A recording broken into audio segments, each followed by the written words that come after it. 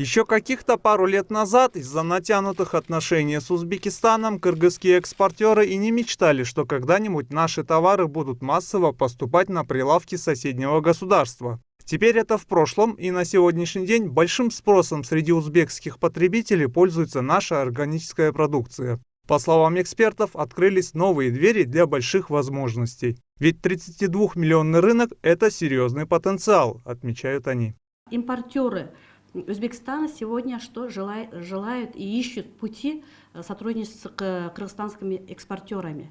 И в данный момент мы составили на более 4 миллиона долларов США взаимовыгодные отношения. Мы сейчас экспортируем картофель и экспортируем МРС. Это мелкорогатый скот. Ни для кого не секрет, что власти Узбекистана щедро раздают кредиты своим гражданам по весьма приемлемым условиям. На деле это дает то, что платежеспособность населения увеличивается и появляется необходимость в спросе импортной продукции. Согласно исследованиям Ассоциации экспортеров Кыргызстана, Казахстан массово закупал у Кыргызстана картофель и последующе перепродавал Узбекистану как свою продукцию. А поставки большого объема сельхозпродукции узбекам через железнодорожные пути и более низкие налоговые ставки Казахстана на экспорт значительно сужал доход кыргызских экспортеров.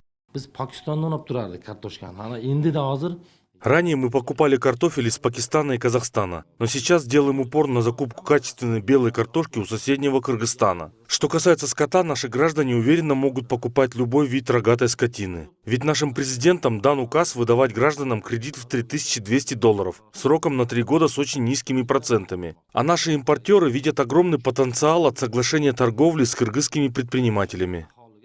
В то же время, по словам экспертов, одних только усилий Ассоциации экспортеров недостаточно, чтобы повысить профильный потенциал республики. Нужна поддержка со стороны властных структур, усилия которых помогли бы справиться с коррупцией и бюрократией в системе. И коррупционные барьеры, которые мешают нашим производителям широко развивать свою деятельность. Еще одной проблемой, по мнению специалистов, является отсутствие образования и навыков ведения бизнеса у фермеров при экспорте товаров.